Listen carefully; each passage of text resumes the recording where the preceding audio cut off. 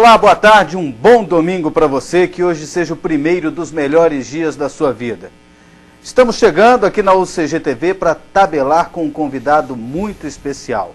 Ele tem uma função importante no Goiás. Ele dedica o seu tempo ao Goiás. E olha, a família dele é uma família esmeraldina, desde o primeiro time do Goiás. Vocês vão conhecer a história desse esmeraldino de coração. Marcelo Segurado, superintendente do Goiás. Quem é Marcelo Segurado? Boa tarde. Boa tarde a todos. Marcelo, eu sou de formação, eu sou um professor de formação, sou professor de História. Tenho uma história muito longa dentro do Goiás Esporte Clube, né, em função da minha família, praticamente que nasci, cresci e vivo até hoje dentro do Goiás. E uma pessoa muito determinada e que tem a cada desafio, a cada momento e a cada novos desafios vão acontecer na minha vida e graças a Deus a gente vai conseguindo, né, dentro de muito trabalho, muito esforço, né, com o apoio da minha família, da minha mulher, dos meus 2 filhos, da minha mãe, dos meus irmãos, do meu irmão, para que a gente, né, consiga os objetivos que a gente traça na vida de cada um. Né? A família Segurado vem de Goiânia? A família Segurado, ela é, na verdade, de Goiás Velho, né, de Goiás Velho. Ela descende, né, vamos dizer assim, a árvore genealógica da família, ela vem de Teotônio Segurado, né, um português, um ouvidor, um governador maior ainda da época das capitanias aqui, na província de Palmas. E foi ele que tentou, na época ainda do Segundo Reinado, ele tentou a separação da província de Palmas do Brasil. E ele foi perseguido pelo Dom Pedro e ele fugiu. E, inclusive, Palmas tem muita coisa a ver com o Teotônio Segurado em função justamente disso. Quando Siqueira Campos faz toda a homenagem à formação e à separação do estado de Goiás e Tocantins, tanto é que o palácio se chama Teotônio Segurado, a avenida Teotônio Segurado.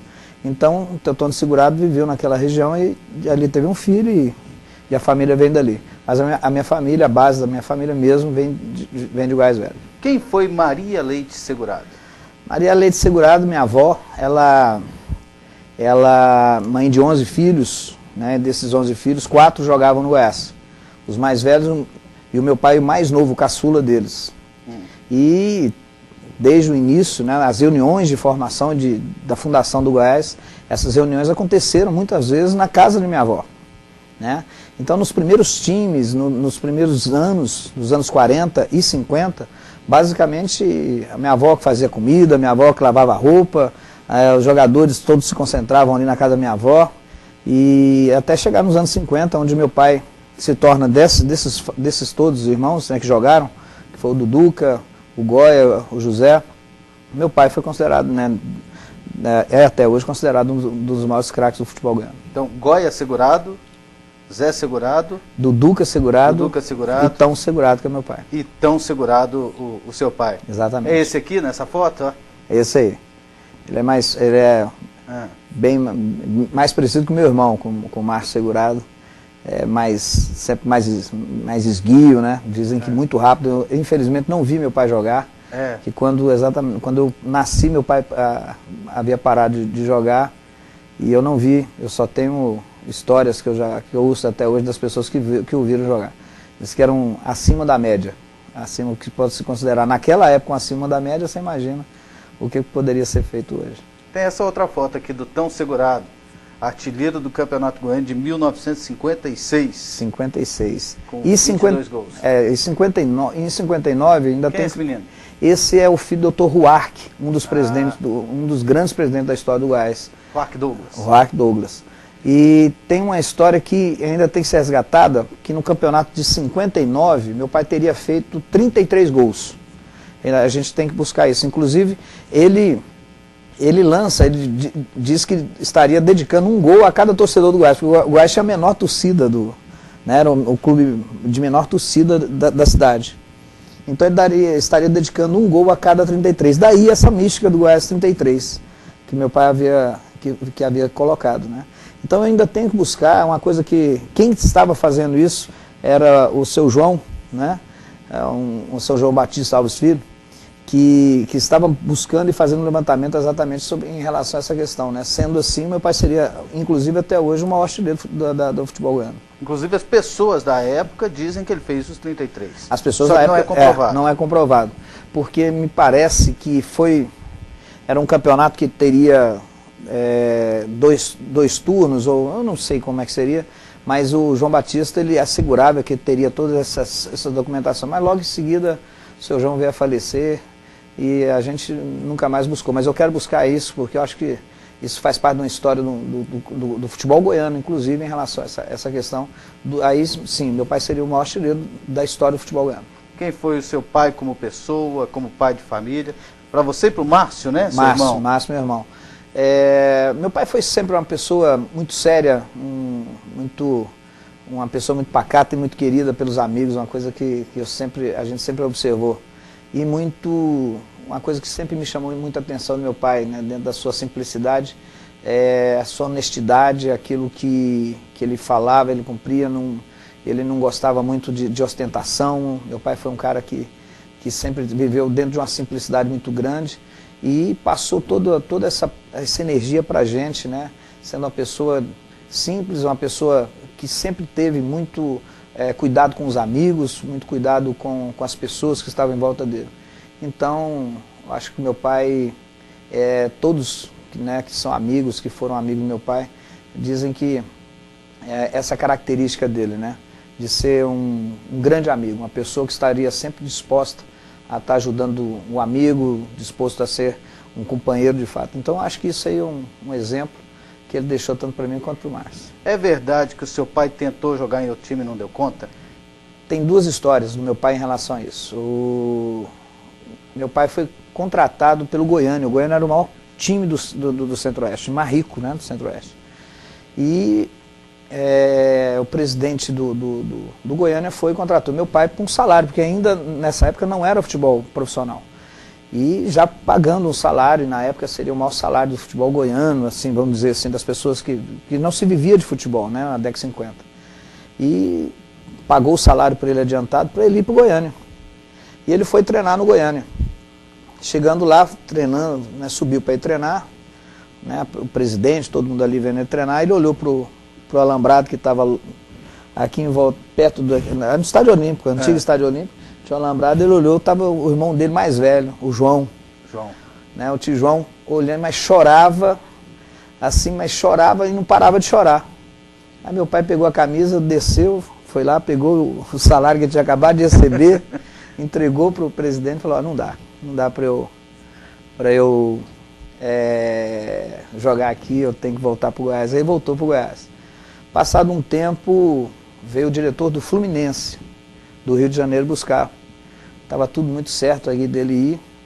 Era uma indicação, inclusive, do próprio Tele Santana, na época que havia visto o meu pai jogar, e o Tele já jogava, e o diretor do Fluminense veio para buscar ele. Aí minha avó, numa simples frase lá com o diretor, disse a ele que, né, o que ele acharia se ela fosse na casa dele um dia buscar um dos filhos dele para levar embora. Então não deixou meu pai ir para o Fluminense, e que até hoje, né, quem fala assim, se ele tivesse sido, ele talvez teria sido um grande ídolo do futebol brasileiro. É verdade que seu pai não gostava nem um pouco do vermelho? Não, meu pai não gostava não, e assim, a rivalidade era muito grande mesmo. Então quando se falava em Vila Nova, era uma coisa assim, né, de outro mundo, assim, era uma rivalidade muito grande. Inclusive eu tenho um tio por parte de mãe, que meu pai sempre respeitou muito, esse tio respeitou meu pai, que é o seu tio Raimundo. Ele havia sido presidente do Vila Nova, e os dois não se falavam, sabe? Então essa é uma coisa, esse é o cunhado dele, os dois não conversavam, e não adianta que em festa de família, se um tivesse, o outro não ia, mas assim, dentro de um respeito, e tanto é que não se falavam por causa da condição de cada um, do Vila Nova e do Goiás. Essa rivalidade, ela é muito forte. É verdade que chegava ao ponto de vocês não comerem nada vermelho? Teve... Tomate, morango, teve essa história assim. melancia. Exatamente. Meu pai, salada lá em casa era só alface, pepino. Tomate, toda vez que minha mãe fazia o tomate, meu pai não comia o tomate. Então a gente ficava beterraba, essas coisas, não pensava. Você pensa que é brincadeira, a gente pensa assim, que não é sério, isso era muito sério. Então, até eu trago muito isso, assim, é muito difícil eu colocar alguma coisa vermelha. Inclusive lá dentro do Goiás, quando vocês forem observar lá, eu tirei todos os extintores lá, são todos cromados.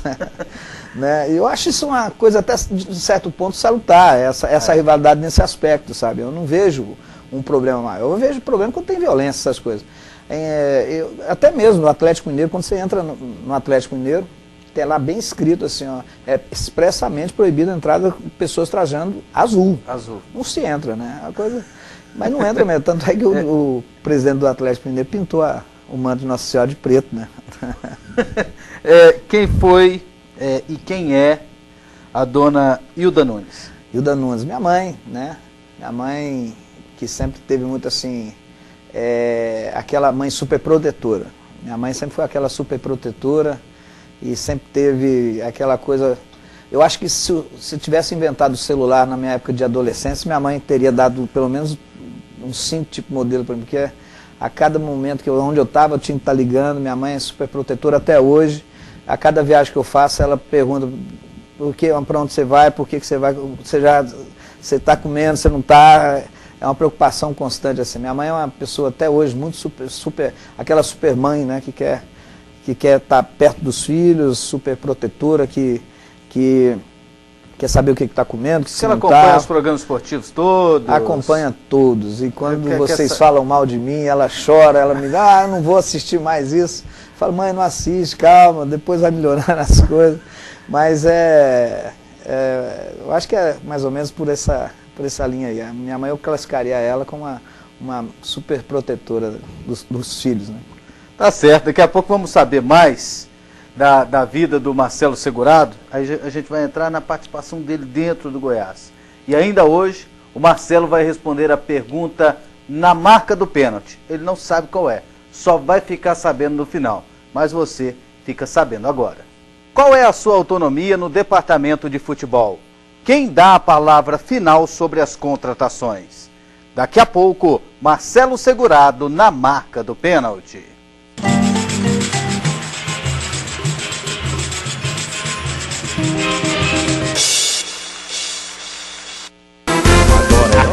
Oi de alegria. Oi.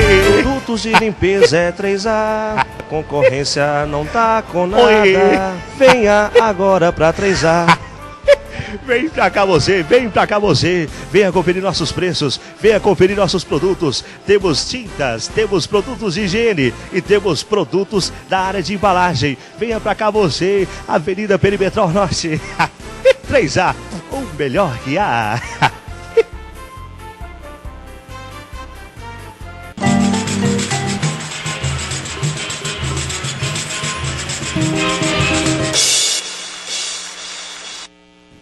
A gente segue tabelando aqui com o Marcelo Segurado. Que história bonita tem a família Segurado com o Goiás. E você, parece que há 15 anos já é conselheiro do Goiás. Há quanto tempo você vive o Goiás? Quando começou o seu contato, não só como torcedor, mas o seu contato no dia a dia do Goiás? Bom, como sócio conselheiro, eu herdei o sócio, não, o título de sócio do meu pai. Eu fiquei com ele, por ser mais velho, eu peguei na frente do Márcio. Então, mas a minha história com o Goiás também vem de familiar, obviamente, né? As comemorações que aconteciam dos campeonatos lá na casa de minha avó, isso tudo. Também vem nas categorias de base, onde eu passei por algumas categorias. E eu tinha uma dificuldade muito grande, às vezes quando eu chegava, nós tínhamos um treinador que era o Joel Santana, o Joel Galinha Preta. E o Joel, né, quando ele descobriu que eu era filho do Tão Segurado, a cobrança era muito grande, né? E eu sempre fui um volante de pegada, carrinho, essas coisas, né? E cada carrinho que eu dava, ele falava assim, pô, mas você é filho do Tão Segurado, você não pode fazer uma coisa dessa. Sabe? Então havia uma pressão muito grande. dentro do próprio Goiás. Então, aí quando eu saí do Goiás, eu joguei no Jaó, e aí fiquei no Jaó, depois no clube funcionário, fiquei um determinado tempo. O Márcio jogava também? O Márcio não chegou a entrar nas categorias de base, mas sempre jogou futebol. Sempre jogou futebol. Muito habilidoso, muito técnico o Márcio. Mas eu que fui um pouco mais nas categorias de base, ainda tentei um pouco mais à frente, mas depois logo a gente, né, não deu certo, eu parei. Eu tinha uma contusão muito séria de joelho, muito cedo, e aí as cirurgias ainda eram aquelas cirurgias bem complicadas, aí basicamente que parei. Agora aí só fui jogando amador, esses peladões aí que existem aí mesmo. E comecei como conselheiro já há bastante tempo, em torno disso aí mesmo. E 2004 para 2005 eu comecei no departamento de marketing do Goiás como diretor adjunto. Quem te chamou? Amarildo Gonçalves. Amarildo Gonçalves. Aí ele me chamou e a gente começou a trabalhar junto ali dentro, eu sempre como diretor, né, como diretor adjunto ali dentro, e devagar, logo, um pouco depois, em 2006, me parece.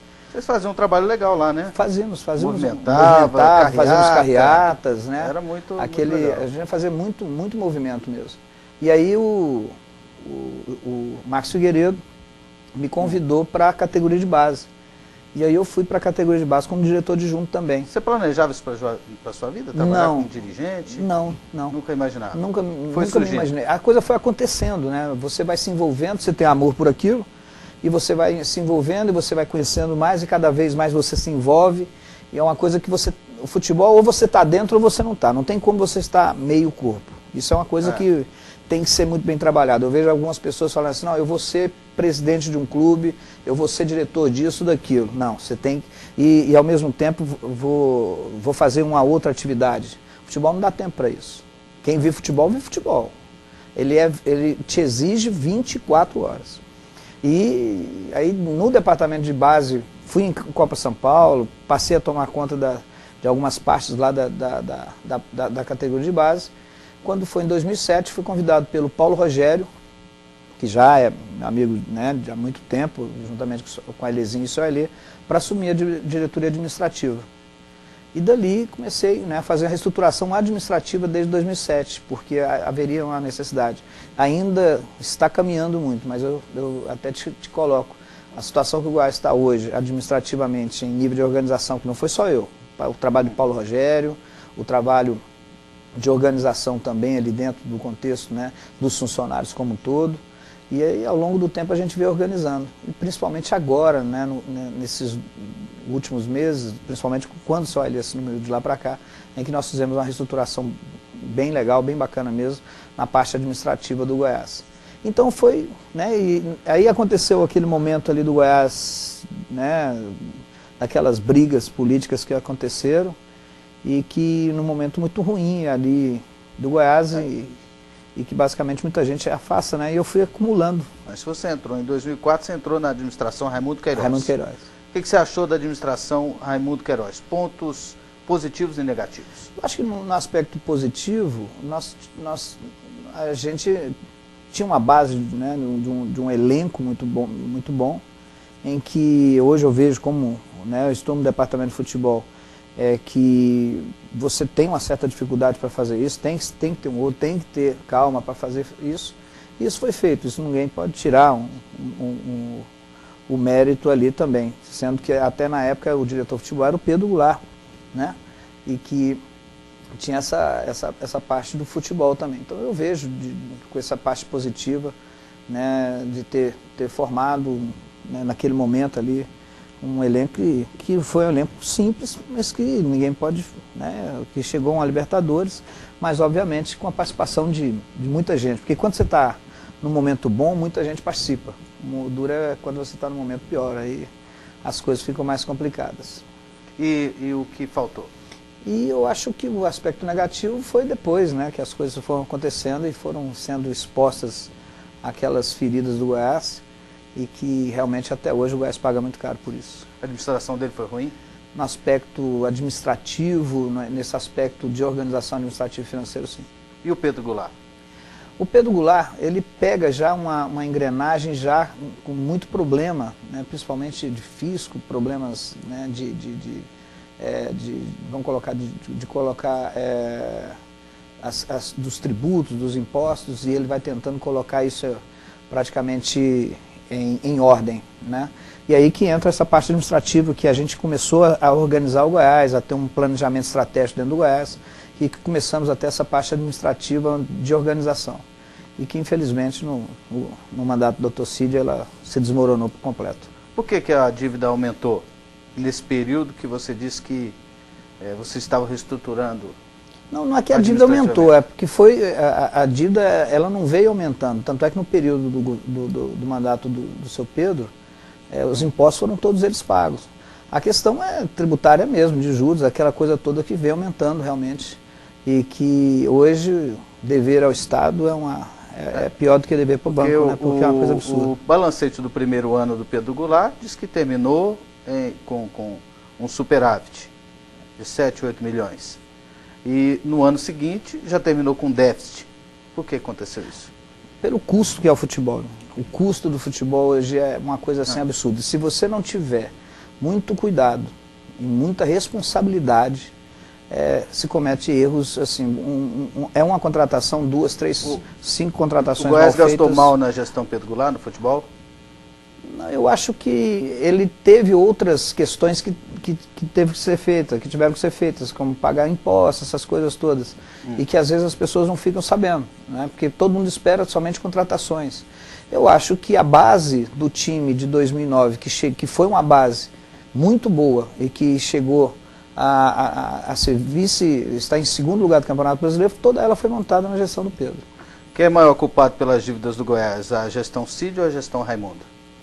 Olha, eu não vou aqui colocar quem que é o maior culpado, não. Eu acho que ao longo do tempo, durante muito tempo, houve uma administração assim, de algumas administrações com dificuldades, que eu entendo as dificuldades quais são, e que elas vieram aumentando a cada vez mais. Chegou um determinado momento que elas explodiram, que foi no ano de 2010, e que agora está se organizando novamente. E graças a Deus nós tivemos, um momento de muita força, de muito equilíbrio do seu Ailê, para que ele pudesse estar à frente desse processo de estruturação. Então, citar que foi o Cid, ou que foi o Pedro, ou que foi um ou outro, então eu acho que quem passou teve uma contribuição positiva pelas coisas boas que aconteceram, né? Por exemplo, a Libertadores foi uma coisa positiva que muita gente atribui somente ao Raimundo. Eu acho que tiveram outros elementos. E coisas negativas também que aconteceram. Então, quando chegou em 2010, a coisa estourou, né? Como está acontecendo agora em outros clubes, aconteceu. E graças a Deus tivemos ali naquele momento um comandante, uma pessoa que botou a mão na mesa e falou: vamos começar de novo. E isso, ninguém pode negar que a importância do Soailê foi muito grande para isso. Esse endividamento, a gente pode separar que nem seja nem tanto às vezes pela falta de honestidade de um ou outro, mas às vezes a falta de capacidade administrativa, de estratégia administrativa? Eu acho que de estratégia administrativa, sim. Essa questão ela é muito complexa, né? Dizer que teve algum tipo de corrupção, alguma coisa disso, eu não vejo. Por exemplo, nisso, na gestão do Dr. Cid. Foi justamente um colapso, né, de pessoas que estavam em volta do Dr. Cid e que mais querendo se aproveitar do Goiás do que necessariamente fazer alguma coisa pelo Goiás, que levou o Goiás a uma situação muito, muito complicada. O Goiás hoje tem problema de dinheiro, hoje está mais tranquilo? Um problema de dinheiro, obviamente que temos, né? Porque ainda temos um passivo muito grande a organizar. Então, mas hoje o Goiás está equilibrado. Hoje ele está equilibrado entre despesa e receita. Há um equilíbrio muito grande, uma coisa que foi muito clara e que o Dr. João Bosco vem deixando, né? Nós não vamos passar nunca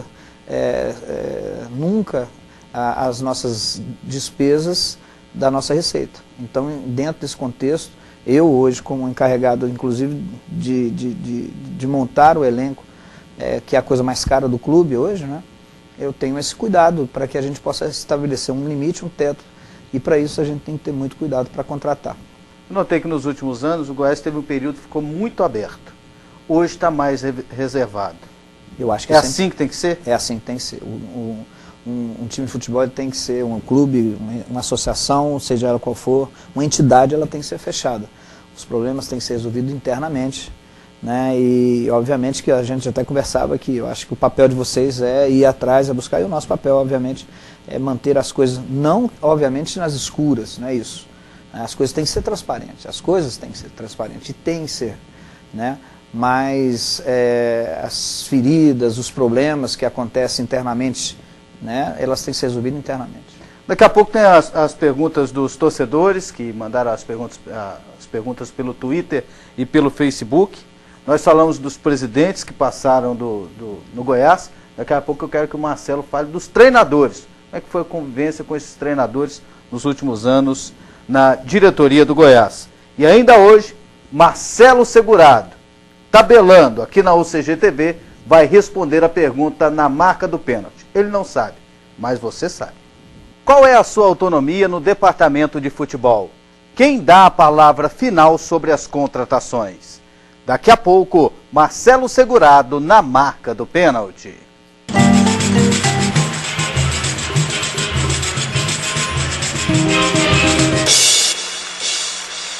Agora é hora, oi de alegria.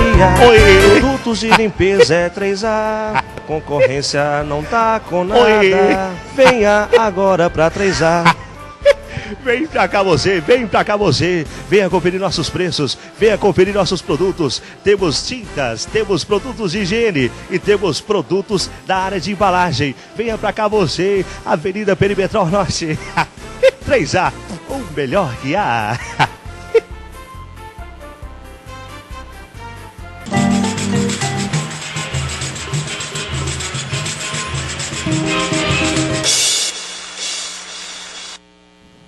O nosso programa tem o apoio dos produtos 3A. Se é 3A, você pode confiar. Na 3A, você tem produtos de limpeza, não só de limpeza para sua casa, como também limpeza automotiva, tem tintas, tem massa corrida, tem embalagens. É só visitar a Grand Style House da 3A na Avenida Perimetral ou entrar em contato pelo telefone. 3A, nosso amigo Cássio Granja, que é torcedor do Goiás, viu, Marcelo? Um cara Cássio feliz. Granja, torcedor do Goiás, esmeraldino, acompanhou o Goiás na Sul-Americana, naquela final, que daqui a pouco você vai contar como é que foi. A gente estava falando, no bloco passado, falamos sobre os presidentes. E agora eu gostaria de falar com você dos treinadores que passaram pelo Goiás. Você teve a oportunidade de conviver com vários. Exatamente. Com vários. O Hélio dos Anjos teve uma passagem, um início bom, e depois um final um tanto quanto polêmico no Goiás. O que aconteceu, Marcelo?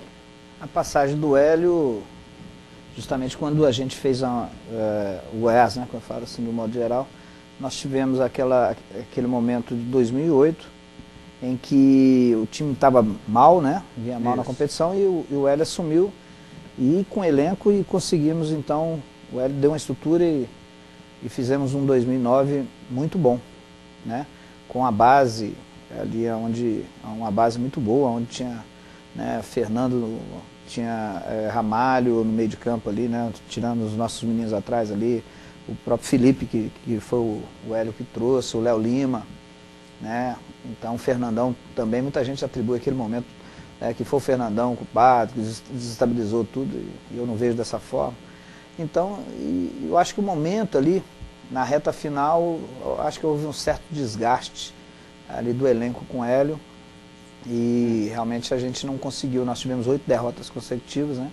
Nós não conseguimos ali um objetivo. Por que desgastou? O que teve de desgaste entre o elenco e o Hélio? Eu acho que foi justamente a convivência mesmo, né? O momento do Goiás ali muito turbulento, inclusive internamente também. O Hélio era visto assim com superpoderes no Goiás, isso aí atrapalhou?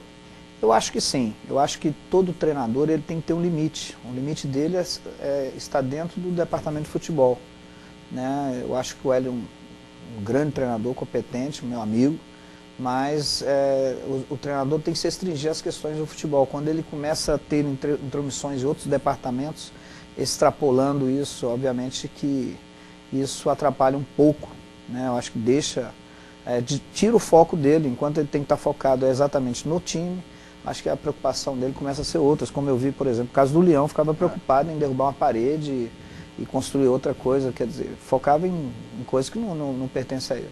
Então, acho que isso cabe muito ao diretor, cabe muito ao presidente, dar os limites para o treinador. Você tem que dar toda a condição de trabalho para o treinador, mas, obviamente, ele tem que ter um limite, ele tem que ser um cobrado, porque ele é um funcionário do clube. Antes de ir para o próximo técnico, em relação ao Hélio, você tentou contratar o Hélio durante a Série B do Campeonato Brasileiro antes do Anderson Moreira? Tentei.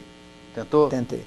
Inclusive foi uma coisa que até um certo ponto me deixou um pouco chateado com ele. Eu tenho até a oportunidade de dizer aqui, não disse a ele, fiquei um pouco chateado. Porque eu conversei com ele, né, e aquela conversa seria uma conversa que ficaria só entre nós dois. Né, e logo depois ele externou. Então eu conversei, aconteceu exatamente aquilo que ele falou, né, mas foi uma coisa que nós pedimos, inclusive entre eu e ele, olha, essa conversa vai ficar entre nós. E ele externou, mas passou. Graças a Deus nós conseguimos, né, trazer o Anderson, que é uma grande surpresa. O Emerson Leão. O Leão foi um fato interessante. Foi no auge daquela polêmica, naquela briga toda, onde eu havia sido... Ele chegou no meio de um furacão, Ele chegou no meio de um furacão, né? E ele, aí eu acho que ele chegou num tornado e ele transformou aquilo num furacão, ele potencializou aquilo. Então, e interessante, eu tive, acho de todos, um bom relacionamento com o Leão. E eu e o Bacalhau, inclusive, é uma relação assim, mas vi o Leão também, ele extrapolava muito o limite, né, com as pessoas, da soberba. Né, eu percebi isso, né, porque... Era o quê? No tratamento com os funcionários? Com todos, com todos. Então, a gente via o Leão no dia a dia, principalmente naquele momento eu havia sido, né, em função daquela briga política, havia sido transferido lá para o CT. Estava lá, até as pessoas brincavam que eu havia sido exilado no CT. Então, eu cumpri meu exílio no CT e ali eu tive um contato maior com o Leão, então a gente conversava bastante.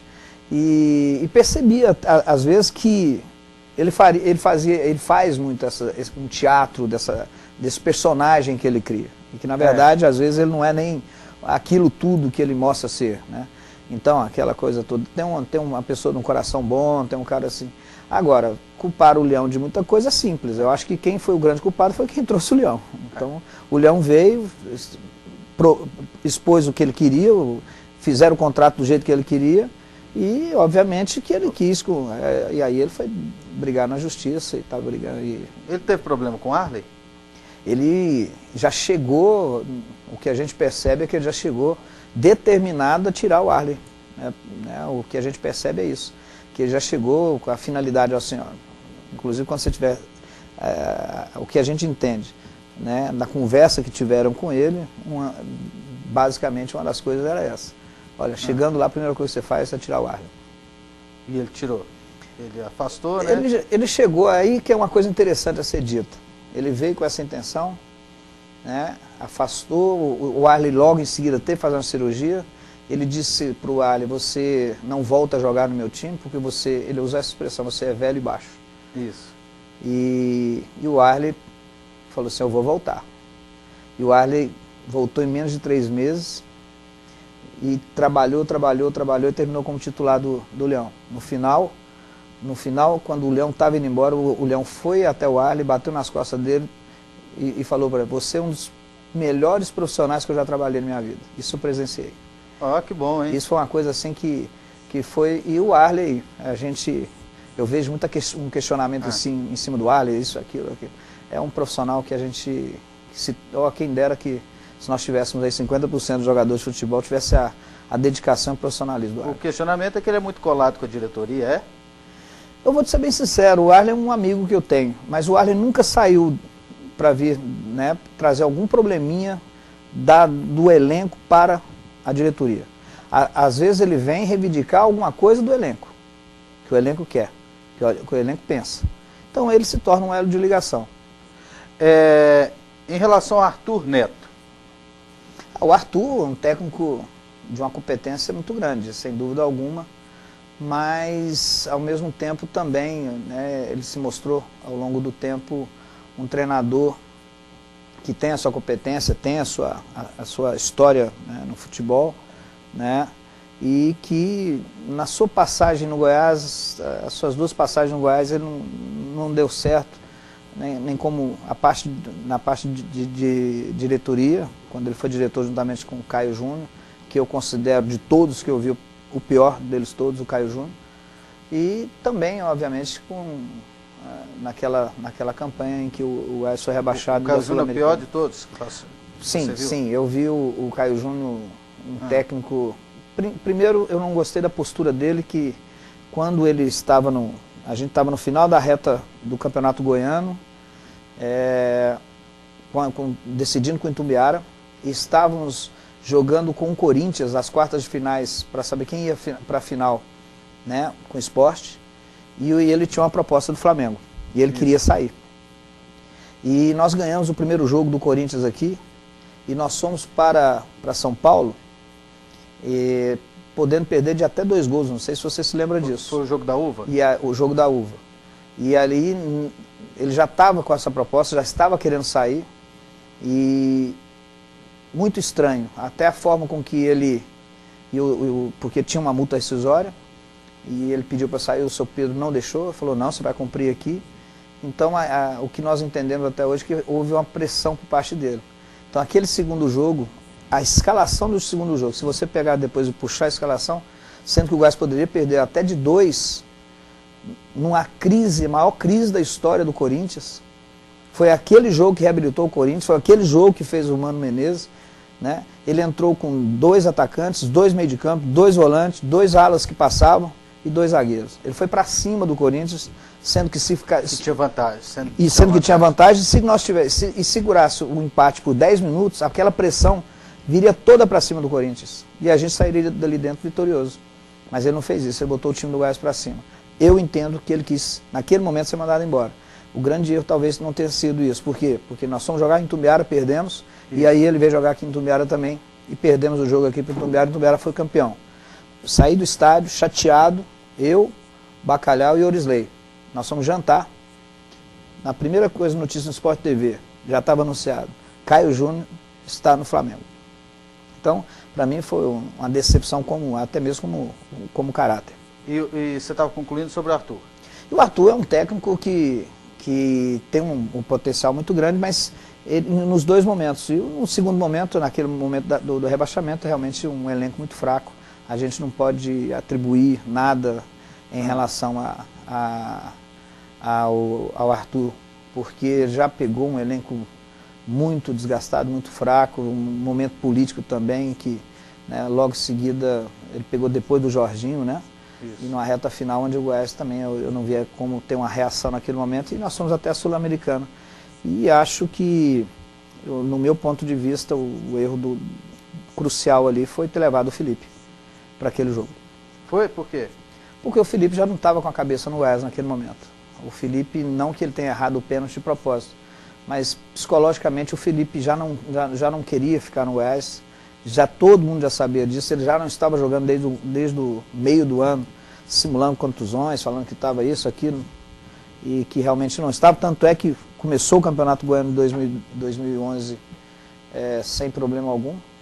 Então, mas ele é um jogador que não estava focado, não queria mais estar no Goiás. E no meu entendimento, levar o Felipe foi um erro. Por quê? Ter colocado ele para bater o pênalti.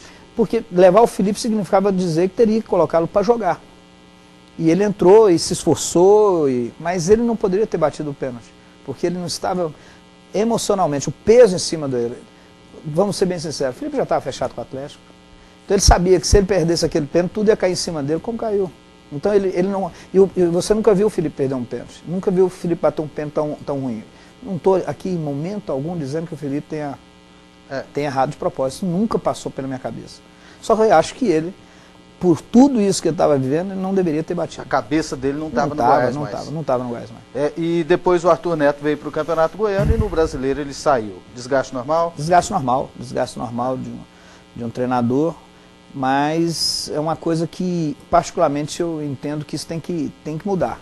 A gente conversa muito hoje com, né, eu, o Dr. João, o próprio Anderson, a gente tem que ter um planejamento com um técnico. Se você tem um técnico para você ter o começo, meio e o fim, pelo menos da temporada. Então, você põe treinador, tira treinador, vai e volta. Você pode ter o elenco que você tiver. Não dá certo. Se você tem que fazer um planejamento e com o máximo possível com esse... E, obviamente, fazer um planejamento com um técnico que te dê segurança, para que você possa ter durante 1 ano, 2 anos. A gente tem que ir para o bloco. Márcio Goiano, vocês precipitaram em mandar ele embora? O Márcio Goiano, a questão também do Márcio Goiano foi uma questão de desgaste, não do Márcio com o elenco, sim da sua comissão técnica, o seu preparador físico e o seu auxiliar, que se desgastaram de uma forma assim rápida, instantânea com o elenco. Exatamente, com o elenco. Tanto é que o preparador físico dava sequer bom dia para o elenco. Então isso é um dos fatores que pouca gente às vezes quer saber e que às vezes ninguém sabe até agora. Esse é um dos fatores que Márcio saiu do Goiás. Né? Um desgaste que termina, se você tem os seus auxiliares, o preparador físico e o seu auxiliar, né? que não se dá bem com os jogadores, obviamente que isso vai decantar, vai cair ou sobrecair no treinador, foi o que aconteceu. Ademir Fonseca. Ademir Fonseca, acho que a gente não pode deixar de dizer, é um profissional, tem seu valor, mas para o Goiás, eu acho que dentro desse contexto, a gente, quando acerta, a gente tem que dizer, nossa, nós acertamos. Quem contratou ele? Olha, eu acho que essa questão é como se perguntar, quem contratou o Anderson, agora muita gente vai querer falar que, foi eu. Então é o seguinte, o Goiás contratou, né? Então ele veio, e talvez tenha sido um erro. Quando ele soltava foguete lá na beirada do campo, você não pensava assim, nossa, eu particularmente, eu vou falar assim, meu Deus do céu, eu olhava aqui e falava, então você olhava e falava, isso vai adiantar em quê, sabe? Então, assim, até num determinado momento ele era um treinador que eu pensei assim, apesar de na época não estar vinculado ao futebol, eu pensava assim, ele vai conseguir motivar esse grupo, porque a gente viu um grupo caído, né, um grupo com autoestima lá embaixo. Pelo menos risado, pessoal. Pelo menos mas não é o foguete, né? Às vezes até na palestra dele ele motivava, mas realmente não dá conta de tirar de um Goiás, ele se sentiu um pouco menor que o Goiás. Isso não pode, um treinador, como eu te disse, não pode se sentir maior do que o clube, você não pode permitir que isso aconteça, e também não muito menor. Daqui a pouco você vai falar onde é que vocês encontraram o Anderson Moreira e também você vai responder a pergunta na marca do pênalti. Qual é a sua autonomia no departamento de futebol? Quem dá a palavra final sobre as contratações? Daqui a pouco, Marcelo Segurado na marca do pênalti.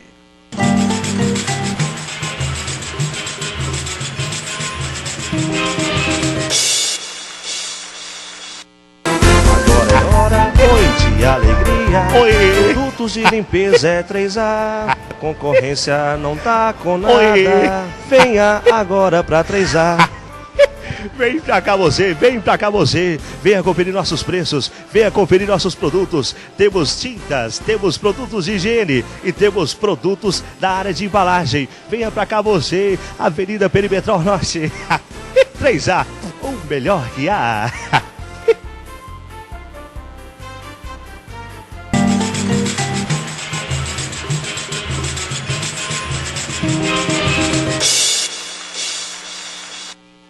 Vamos lá, a gente segue tabelando nessa entrevista muito boa aqui com o Marcelo Segurado, superintendente do Goiás.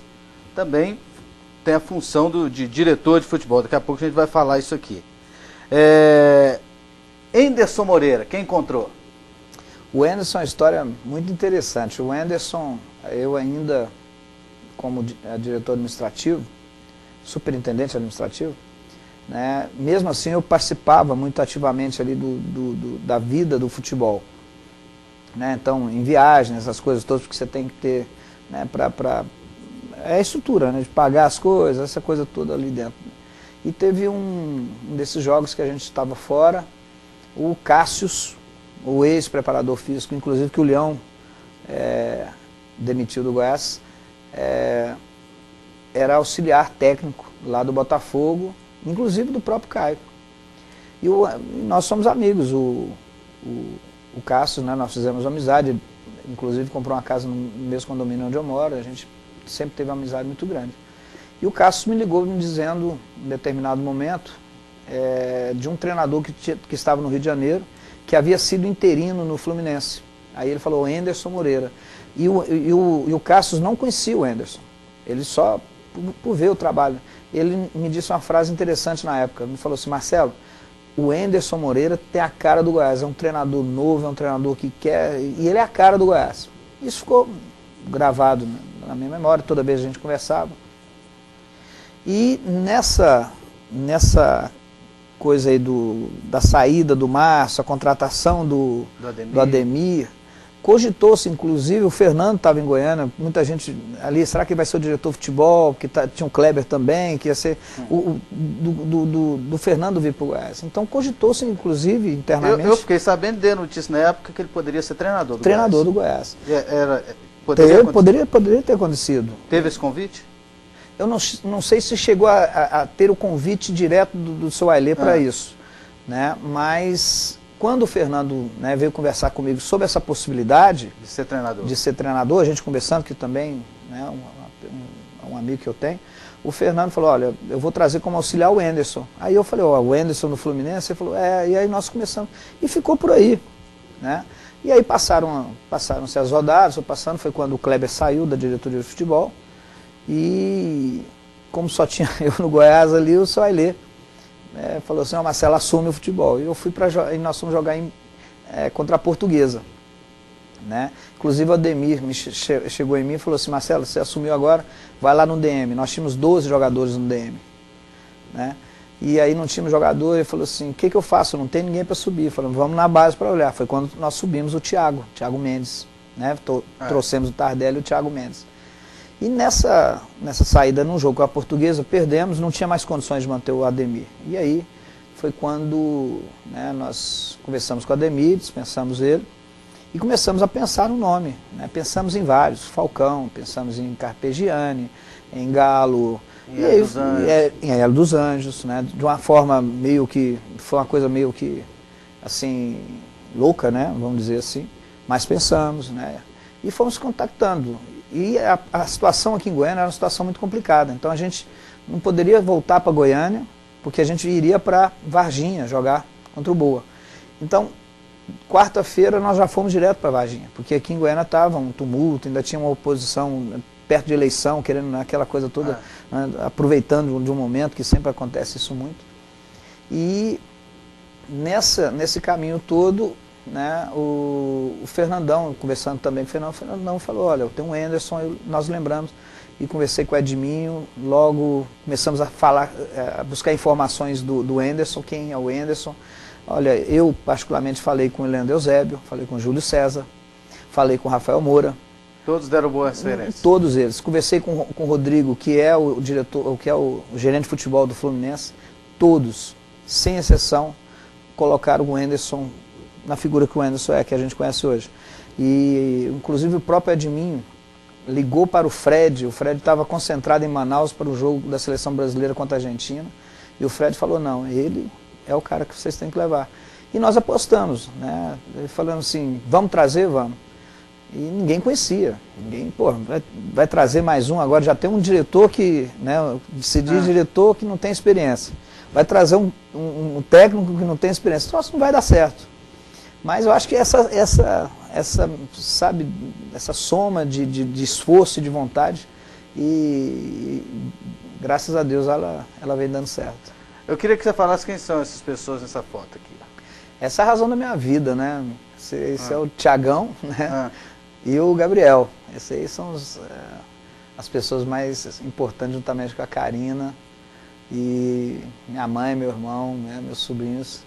Essa é a razão da minha vida, essas duas figuras aí. Quem é essa aí agora? Essa aí é meu suporte, né? Ela que aguenta tudo. No momento em que a gente, desse estresse, dessa pressão, às vezes chegar em casa é difícil, você está cansado, você está estressado, e às vezes termina você, né, aquela coisa da angústia, o Goiás te consome, e ela vem segurar na onda, e ela sempre é uma parceira, sempre é a pessoa com que eu tenho o chão, né? é a pessoa que me dá essa sustentação. Graças a Deus, a Karina tá do meu lado. E sabendo que você, nesses contatos, nessa vida agitada do Goiás, já teve vez de dormir com os 2 celulares na mão. Eles ficam loucos porque o celular o tempo todo tocando e eu levanto para ir ao banheiro, eu levanto para ir, eu com o celular na mão e conversando e durmo com o celular na mão, né? E aí eles vão e tiram o celular e isso acontece de vez em quando mesmo, né? Dessa loucura que é, porque, como eu te falei, futebol... Você está devendo uma férias para eles? Uma viagemzinha? Tô devendo. Tô devendo uma férias, tô devendo mesmo, porque principalmente nos três últimos anos eu não tive 2, 3 dias de férias. Mas é exatamente esse tempo que a gente está. E agora, no final do ano, principalmente, agora esse ano então, foi um ano que eu praticamente não fiquei em casa. Então eu saio cedo e a gente às vezes sacrifica uma coisa que é muito importante para a gente, mas obviamente dentro de um contexto assim que a gente faz por eles também, né? Certo. Agora vamos à pergunta na marca do pênalti. Vamos lá. Qual é a sua autonomia no departamento de futebol? Quem dá a palavra final sobre as contratações no Goiás? A minha autonomia é total no departamento de futebol. Total? Total. O Dr. João Bosco, ele me deu essa autonomia, sabe? Mas eu também sei usar essa autonomia. E quem dá a palavra final de contratação sou eu, o Anderson e o João. Então a gente discute cada contratação, a gente discute cada nome. A cada momento vai chegando.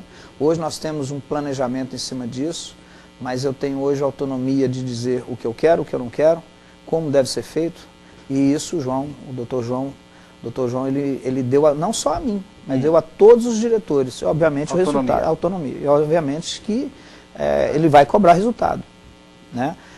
Na medida que você tem autonomia, você vai ser cobrado em nível de resultados. O que é mais fácil mexer, com aluno ou jogador de futebol?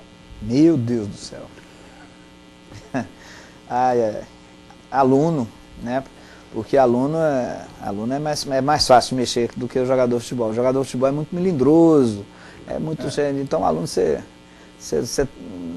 tem um tratamento um pouco. Mas eu acho que no final das coisas eu tenho um jeito de tratar com o jogador de futebol, né? Até o Sueli fala muito assim, você é meio boleirão, né? Porque eu fico sempre... E eu acho que eu tenho esse tato de tratar com o jogador de futebol pelo fato de ter a minha vida inteira tratado com alunos, então saber tratar com as pessoas. Eu acho que é isso, né? Eu acho que a diferença de aluno para o jogador, eu não vejo diferença. Então eu sempre soube tratar muito bem com pessoas. Então esse é o fato que eu tenho hoje, a confiança do elenco, eu tenho hoje a confiança dos jogadores como um todo, da comissão técnica, né? O Anderson, o Robson, o Luiz, antes de tudo, são pessoas que são amigas, então a gente discute, conversa muito em relação a isso. Então, eu acho que é isso. A diferença de aluno para a qual é mais fácil, eu acho que é aluno, mas a minha vivência com o aluno me faz hoje ter uma boa convivência com os jogadores. Para fechar contigo, queria montar a seleção do Marcelo Segurado, do Goiás. Você vai falar o primeiro jogador que vier à sua mente em cada posição. Goleiro. Arley. Lateral direito. Zé Teodoro. 2 zagueiros. Tolói e Gilson Jader. Lateral esquerdo. Nonoca. 2 volantes. Carlos Alberto, Espirro Santos e Josué. 2 meias. Tão Segurado e Luvanor. 2 atacantes. Fernandão e Araújo. Um técnico. Anderson Moreira. Você é feliz, Marcelo Segurado? Sou feliz.